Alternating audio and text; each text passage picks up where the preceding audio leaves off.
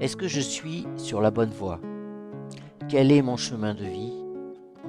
Qu'est-ce que je suis venu travailler pendant cette incarnation? Voilà 3 questions que je me suis posées depuis un bon moment déjà. Bonjour à tous.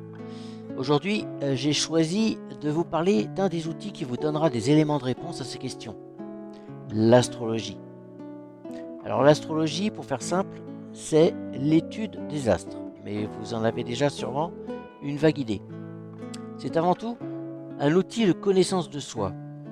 Cet outil permet également d'aider et d'accompagner les autres.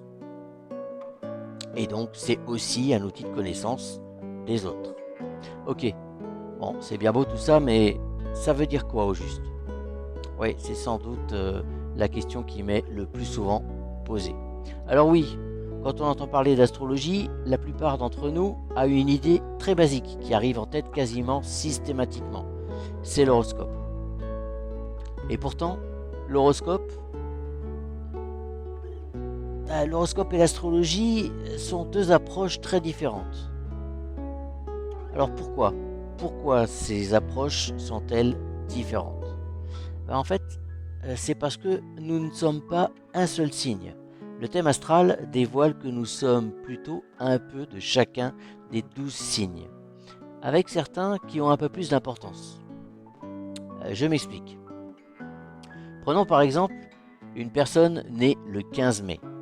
Nous savons alors que son signe solaire est le Taureau, mais il faut également prendre en compte son ascendant et son signe lunaire, qui sont eux aussi deux signes très importants. Il faut donc retenir qu'un thème astral prend en compte 12 signes.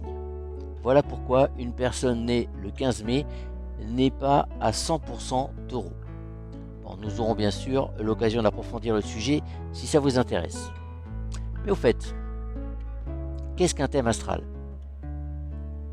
Appelé aussi thème de naissance, c'est une représentation du ciel comme il était au moment de notre naissance. Cette représentation se fait donc au travers d'un langage composé de 12 signes, de 12 maisons et de 10 planètes, pour faire simple. Le travail d'un astrologue, c'est de savoir traduire cette représentation pour en extraire des informations diverses, comme les traits de caractère et le profil psychologique d'une personne, les objectifs de vie sur lesquels elle est venue travailler, ses points forts sur lesquels elle peut s'appuyer dans cette incarnation. Alors c'est d'autant plus passionnant de découvrir ces informations qu'elles se recoupent idéalement avec celles que je peux obtenir en tant que comportementaliste. Mais ce qui m'a surtout attiré vers cet outil qu'est l'astrologie, c'est deux choses. C'est d'abord la possibilité de connaître ses objectifs de vie et donc de savoir si nous sommes sur la bonne voie, et aussi la possibilité d'en savoir davantage sur ce que l'avenir nous réserve grâce à l'astrologie prévisionnelle. Alors pour moi, il n'y a pas de doute, connaître nos objectifs de vie et pouvoir savoir ce que l'on est venu faire ici pendant cette incarnation peut beaucoup nous aider au quotidien et dans nos différents domaines de vie. Alors un dernier point avant de vous laisser. Un dernier point qui me semble important, c'est que l'astrologie n'est pas une science. C'est plutôt l'accumulation d'observations, d'études, de pratiques. En fait, c'est un art qui permet d'interpréter, entre autres, un thème astral.